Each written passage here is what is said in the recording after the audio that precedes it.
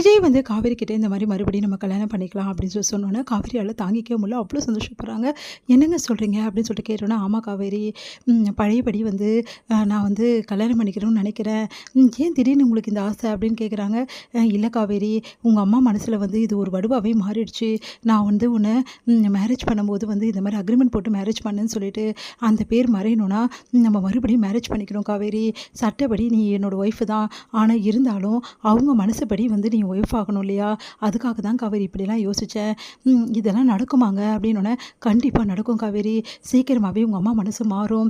அத்தை மனசு மாறினோன்னே உங்கள் வீட்டுக்கு நான் பொண்ணு கேட்டு வருவேன். அதுவும் என் தாத்தாவோட சூப்பராக பொண்ணு கேட்டு வருவேன். அந்த டைமில் நீ எனக்கு வந்து கூட நிற்கணும் அப்படின்னோடனே, நான் எப்படி இங்கே நிற்காமல் இருப்பேன் அப்படின்றாங்க. பொண்ணு கேட்டு வந்து உன்னை முறைப்படி கல்யாணம் பண்ணுவேன் காவேரி. அதுவும் உங்கள் அம்மா ஒரு ஆசீர்வாதத்தோட நான் மறுபடியும் உன் கழுத்தில் தாலி கட்டுவேன் அப்படின்னு சொல்லிட்டு சொல்கிறாரு. அதை கேட்டு காவேரிக்கு அப்படியே சந்தோஷம் தாங்கவே முடியல. அப்படியே வந்து கட்டிக்கிறாங்க. உண்மையிலே இதெல்லாம் நடக்குமாங்க அப்படின்னு சொல்லி கண்டிப்பாக நடக்கும். சீக்கிரமாகவே நடக்கும். இங்கே பார் காவேரி, நீ வந்து விஜயை நம்ப மாட்டேங்கிற, என்ன நீ நம்ப மாட்டேங்கிற. ஆனால் ஒன்று சொல்கிறேன், இந்த கல்யாணம் நடந்தால் கண்டிப்பாக உன் அம்மாவே பாரு, உன்னை வந்து என் கூட சேர்த்து வச்சுருவாங்க. அது மட்டும் கிடையாது, நீ வந்து என் மேலே மொத்த நம்பிக்கையை நீ கண்டிப்பாக கொண்டு வருவேன் உங்ககிட்டேருந்து அப்படின்னு சொல்கிறாங்க.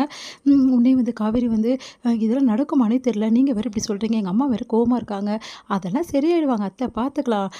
மறுபடியும் நீ கல்யாணம் பொண்ணா ரெடி ஆகணும், ஓகேவா? மறுபடியும் நம்ம கல்யாணம் பண்ணிக்க சம்மந்தம் தானே. அப்போது உனக்கு எவ்வளோ மனசு வருத்தமாக இருக்கும், தாலி நான் உனக்கு கழுத்தில் கட்டும்போது உனக்கு எவ்வளோ கஷ்டமாக இருந்திருக்கும். ஆனால் இப்போ அப்படி கிடையாதுல்ல, நீயும் என்னை லவ் பண்ணுற, நானும் உன்னை லவ் பண்ணுறேன். லவ்வர்ஸ் வந்து நம்ம தம்பதிகளாக போகிறோம். சரி, கல்யாணம் நடக்கிறதுக்கு இன்னும் கொஞ்ச நாள் ஆகும். அதுக்கு முன்னாடி நம்ம 2 பேரும் எவ்வளோ லவ் பண்ண முடியுமோ அவ்வளோ லவ் பண்ணிக்கணும் காவேரி அப்படின்னு சொல்கிறாரு. என்னது லவ் பண்ணுமா? ஆமா பின்ன, சும்மா இப்படி இருக்க முடியுமா? நம்ம நல்லா லவ் பண்ணோண்டி, 2 பேரும் நல்லா காதலிச்சு கல்யாணம் பண்ணிக்கணும்னு ஆசைப்பட்றேன் காவேரி. அதுக்கு முதல் படி அப்படின்னு சொல்லிட்டு கன்னத்தை காட்டுறாரு.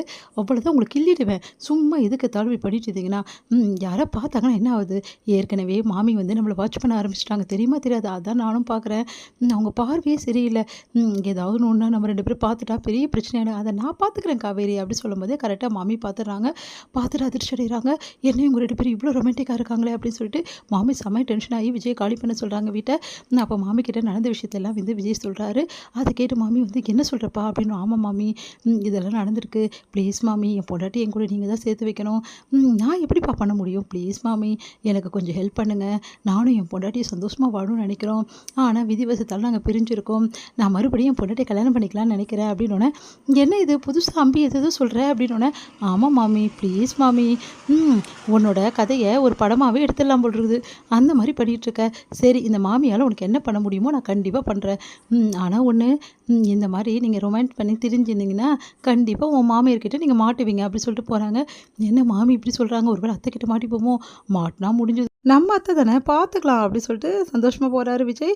இங்கே வந்து காவேரி என்ன பண்ணுறாங்க, விஜய்க்காக வந்து யாருக்கும் தெரியாமல் அவங்க சாப்பிட வேண்டிய சாப்பாடு எல்லாமே வந்து பேக் பண்ணி வந்து பக்காவாக எடுத்து வச்சிடறாங்க. எடுத்து வச்சுட்டு வந்து ரகசியமாக எடுத்துகிட்டு போகிறாங்க. பாட்டி அவங்கள பிடிச்சிடுறாங்க. எங்கடி போகிற, சாப்பாடு எடுத்துக்கணும்னா, ஐயோ பாட்டி எல்லாக்கிட்ட சொல்லிடாத, என்ன அவனுக்கு தானே எடுத்துகிட்டு போகிற அப்படின்னாங்களா. உடனே வந்து ப்ளீஸ் பாட்டி சொல்லிடாத, ப்ளீஸ் சொன்னால் கேளு அப்படின்னோடனே, சரி சரி எடுத்துகிட்டு போ. ஏடி உன் பங்கு நீ எடுத்துகிட்டு போகிற, நானும் சரியாக சாப்பிடல, என்னோடய பங்கும் இருக்குது, சேர்த்து எடுத்துகிட்டு போ அப்படின்றாங்க.